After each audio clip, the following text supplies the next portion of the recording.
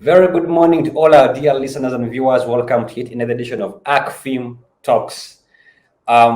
Today, with me, I'll be introducing. I have a three-panel cast, and I'll be introducing them in a short while. But we're discussing the Kenya presidential election petitions. Exactly what is the place of the judiciary in the African democratic processes. And as we discussed that, you all know that in the neighborhood in Kenya, we've just had an election. We've also just been following the election petition, and we now know the outcome of the petition. And I think next week we will be having the president-elect inaugurated as the fifth president of Kenya, Dr. Ruto. But before we get started, allow me to first of all welcome everybody.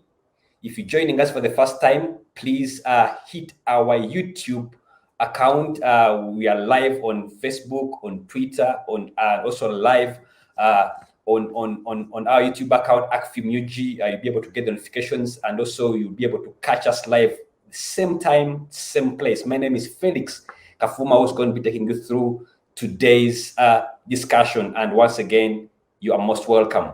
With me, I have Dr. Daniel Rweza, who is a law don at Makerere University, and also is also the adjunct professor at Uganda Military Academy. Dr. Rweza Daniel is teaching constitutional law at Makerere University, international law, treaty and law of evidence. You are most welcome, Doctor. Thank you very much for having me. I hope you can hear me. I can hear you and you're very clear. It's good to have you on the set. Also joined with me, I have Robert Okot, who is an advocate at the High Court, and he's also a member of the Uganda Law Society, a member of the East Africa Law Society and Network of Public Interest Lawyers, NETPIL, has worked with National Democratic Institute for International Affairs, also worked with Acfim, and since then he has developed a niche in non-profit law and political finance regulation. Council Court, you're most welcome. Thank you very much, Felix. I'm also glad to be part of the same panel with my former lecturer, Dr. Daniel Rweza. Great. I'll be joined by Charity Himbisiwe. He should be joining in very soon, who is the electoral democracy expert and current executive director of Electoral Law Institute. She's also the former executive director of Citizen Coalition for Electoral Democracy in Uganda, commonly known as CEDU, and she observed the elections in Kenya. So when Charity comes in, I'll give her the honors and I welcome her on the set. But before we get started, allow me to provide a context of why are we having this discussion, and also to help anybody who's just joining us for the first time. What exactly are we discussing? Remember, this show is brought to you by Alliance for Finance Monitoring, the political finance watchdog in Africa, and it happens every Friday between 11 to midday. We're started a bit late, but I'm sure I shall be able to catch up.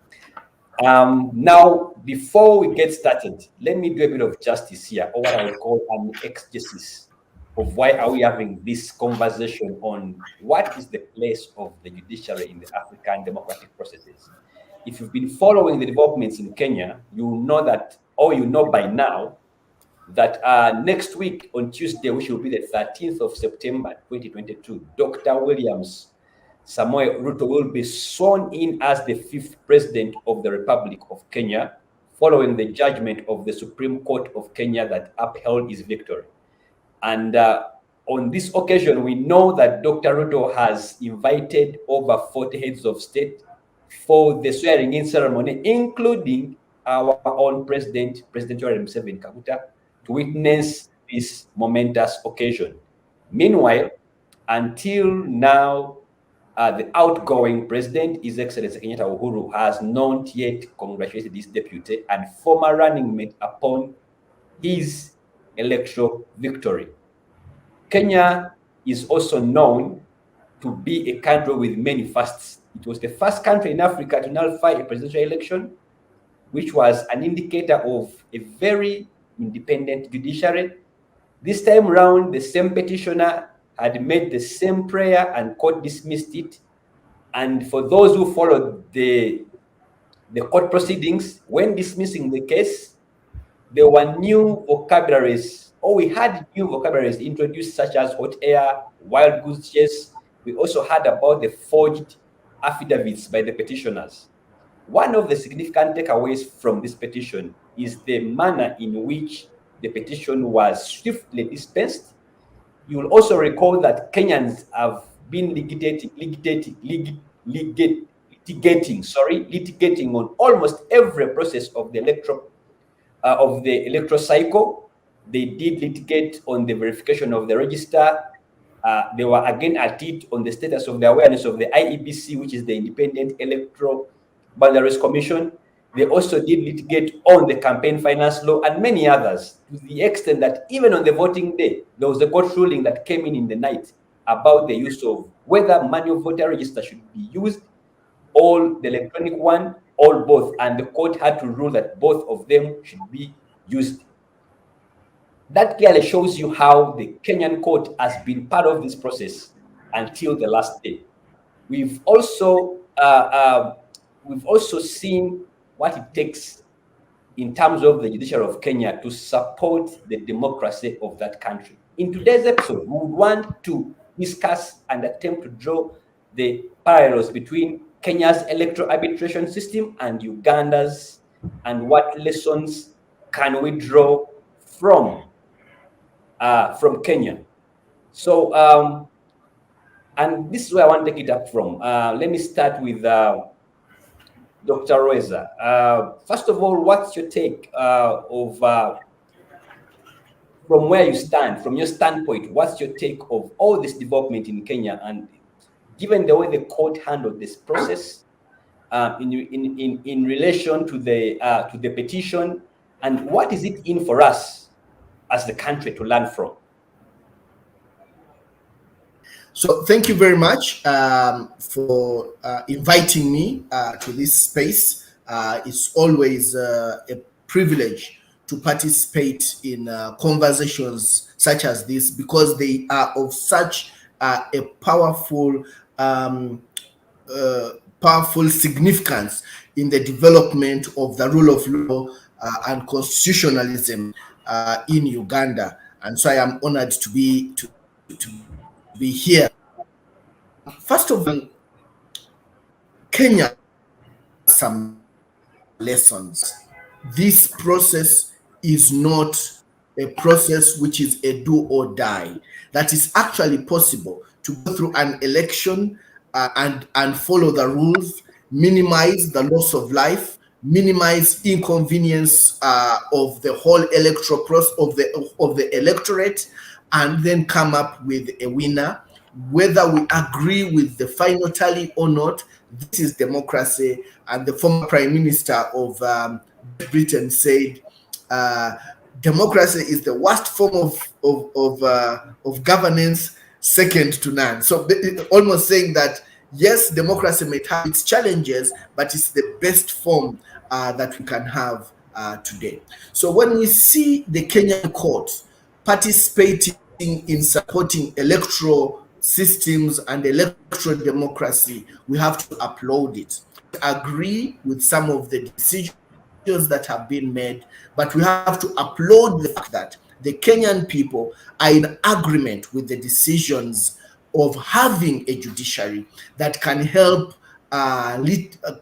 arbitrate amongst opposing views. Acknowledge the decision of the court. We respect it, even if we do not agree with it. And they were even surprised that the court did not agree with them on all the 9 issues. That is what we mean by electoral democracy. Who knows what will happen tomorrow? I mean, who knew that the Maranga decision could happen, where you have a quashing of the whole election as happened before?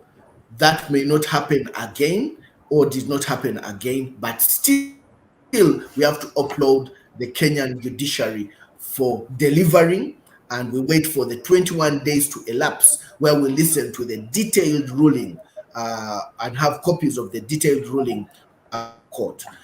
The process, to a large extent, was okay. Incidences of violence were very minimal. The whole world, I should say, at least Uganda being part of the whole world, was able to follow. It was a closely competed election. Any of the two candidates would have won. The media played their part. Nothing in the world is perfect, but we applaud the fact that we are able to follow as the whole world, and that Kenyans did express their views, and that we knew it was very close, and that either of the candidates was bound to win, and of course it meant that the other one would lose. So we give kudos to the Kenyan people for what they've been able to achieve, and we hope that even our country can borrow a leaf from the successes that they have achieved in this season. Thank you very much. Thank you so much, Dr. Daniel Rohweza. It's good to have you, Charity, on set. I did introduce you in your absentia, but Robert, hold it there. I'm going to come back to you. Let me quickly jump to Charity. I'm sure now you've settled in. Charity, I hope you can hear me. You observed the elections in Kenya, and probably you were privy to the first-hand proceedings on how the entire process went. But quickly, let's quickly fast forward. The results were contested, and we all, until now, we know the ruling. And next week, we'll be having the 5th president of Kenya, Dr. Ruto. But what do you make of all this? What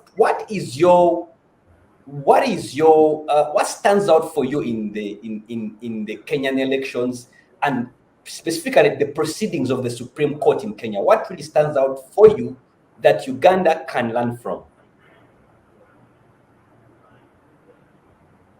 Okay, so what stands out for me that Uganda should learn from is, one, that the rule of law does stand strong for the Kenya, a strong government without a strong judiciary, without the rule of law. So a strong government is reliant on the question of, do people respect the laws that exist, and do people respect the principles that govern processes? And we saw that in Kenya, the principles that govern democracy and elections. You see, the elections are just a component of democracy. A free media is a component of democracy. Right now in Uganda, you've seen a social media bill being passed. That bill is going to curtail journalists. That bill is going to make sure you can't even speak during times of elections. In Kenya, the social media was not shut down. The internet wasn't shut down. People were able to download forms. We are able to tally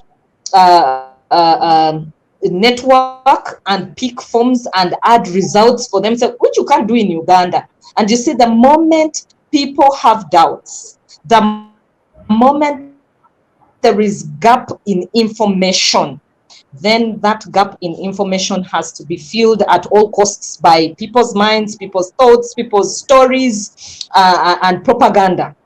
But for Kenya, even the judges, they judged the case based on the facts that were on the ground. And indeed, that it was very difficult for the team of Raila Odinga to prove that those forms had been changed. If it had not been that these forms were freely accessed, everybody saw them, everybody knew how to add them for themselves, probably Raila's team then could have convinced the world that this is how they changed the forms, and this is where they changed them from. But these forms were being uploaded right from the polling stations. Polling agents were across all polling stations. They received Form 34. They went back with that Form 34. And that Form 34 was in tandem with what was on the system. So there was no water to hold.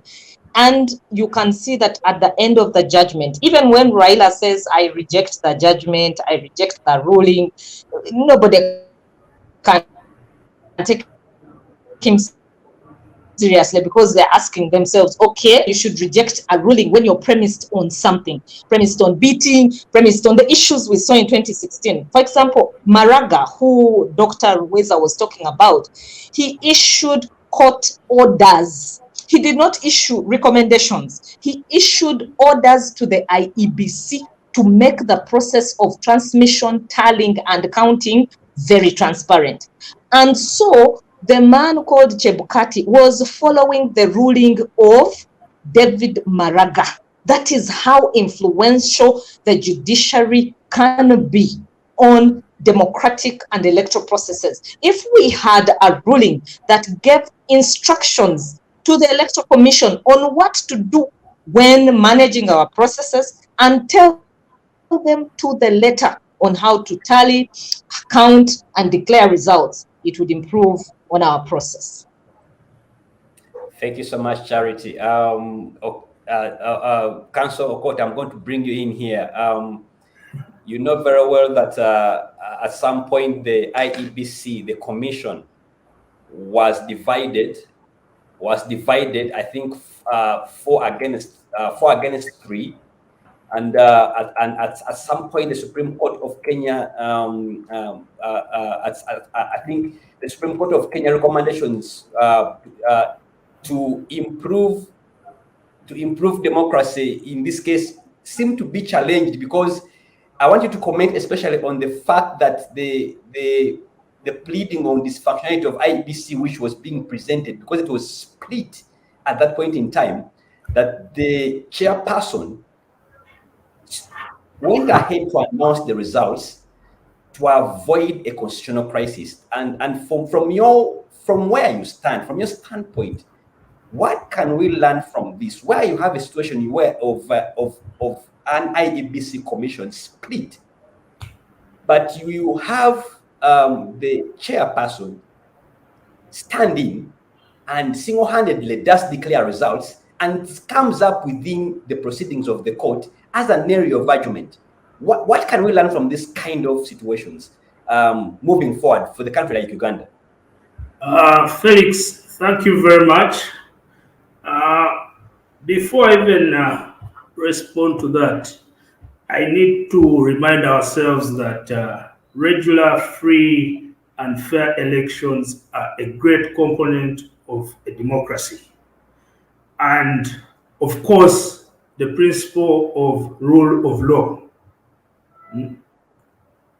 Of course, now, some of the things that have been coming out from the IEBC have an issue of independence of an electoral management body.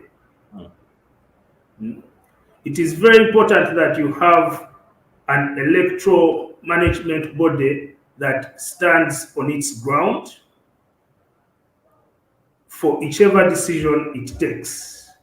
However, you now have a situation whereby some members of the commission do not want to agree with the final result that has been announced. But again, I will be guided by the words of that very court, of the Supreme Court of Kenya, whereby they were saying that, you see, you cannot detach yourself at the very end of the process just because you don't agree with the final result, yet you've been part of the whole process. It just does not make sense. But again, you also need to appreciate the fact that their commission, as opposed to ours here, has that level of independence such that members of the commission can even say that they do not agree with a certain result or what has been put out there. I don't see a situation whereby that happens in our Kampala. It would be unheard of. But again, Felix, there is something that is very common between Uganda and Kenya. From the 60s to date, there has not been an election that has gone uncontested. And the person that comes in to arbitrate is the judiciary.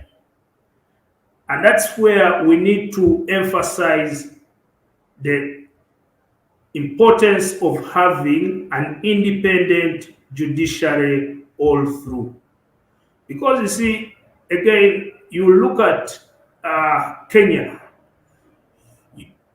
on political questions, you realize that in the recent past, they have been very unpredictable, such that anyone can go into that court and do their best to see that they can get a result for themselves.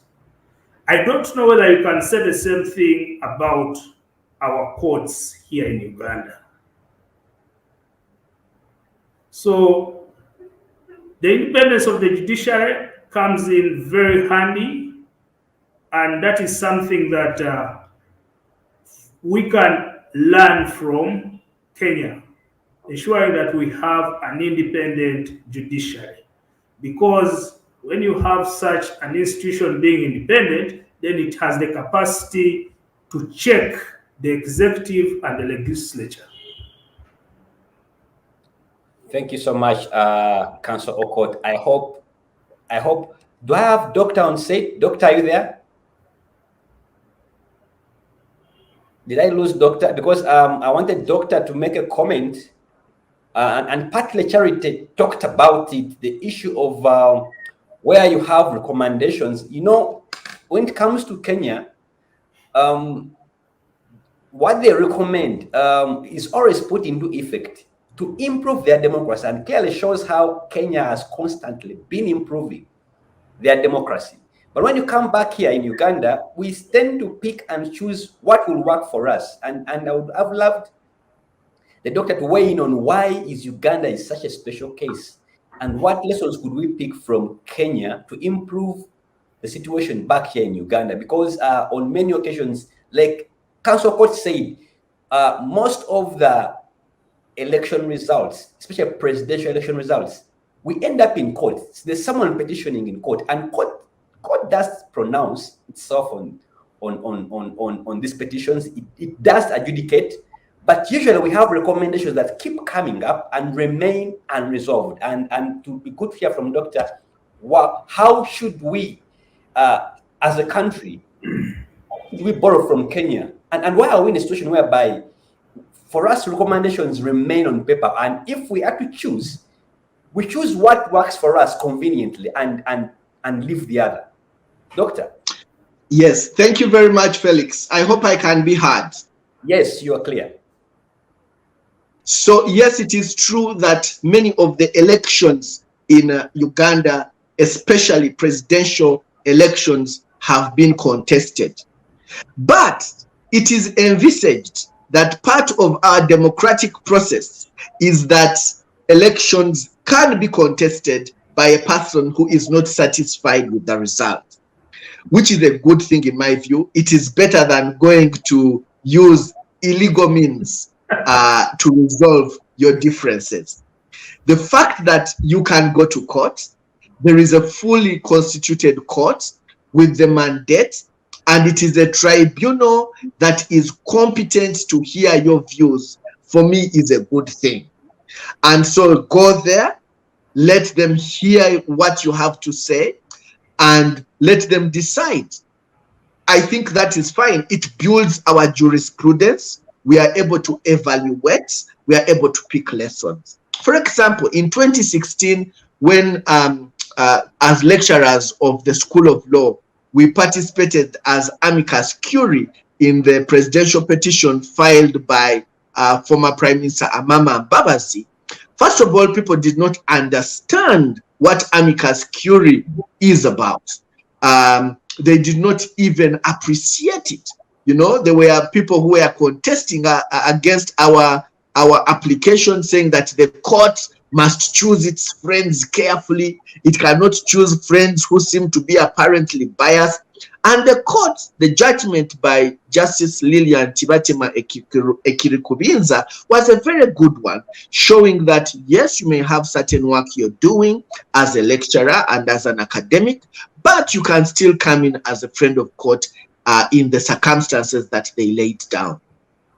That could never have been done if we had not gone and changed the law when it comes to amici curiae or amici curiae, depending on how you want to pronounce it. Because the law before that was that you cannot invite yourself to court. Court must first invite you. And they had decisions from Kenya. Now, Kenya has borrowed from that decision and has been able to admit, for example, the Law Society of Kenya as amicus in the petition that has just been concluded. So the jurisprudence that comes from these legal battles in the courtroom is good, and it helps us.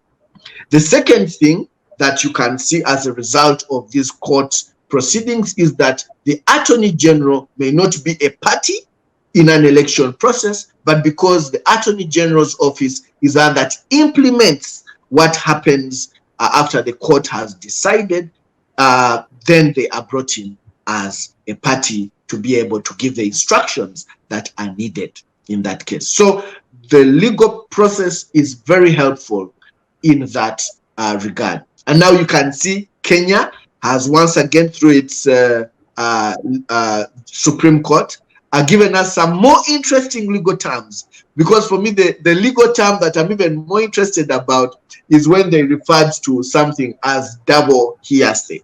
Because hearsay is relying on information as if you are relying on information and claiming it is true, whereas the person who perceived, had or otherwise engaged with that information has not been brought before the court. Now the court is talking about double hearsay, which really is a real statement against the kind of evidence that was brought before them. And as you know, the equivalent, okay, you may not know, but the legal minds will know that under our section 101 of the Evidence Act of Uganda, which has a similar section in Kenya, he who alleges must prove. He who alleges must prove. And so, I said this in another forum, that there is a movie called Law Abiding Citizen, where one of the quotations by Jamie Foxx in that movie is, "It's not what you know, it is what you can prove in court." It's not what you know, it's what you can prove in court. So you may think that you know something, but can you prove it within the ambit of the court? So I think the contestation in the courtroom is very good. It guides us, it guides future proceedings, and it helps to improve our electoral democracy. Thank you very much. Thank you so much, Dr. Reza. We're going to go for a short break, but when I return, I'll start with you, Charity, and I'll pick it up from where doctors left it on where did the side that was petitioning, where did it lose so that it could lose this petition? Let's go for a break.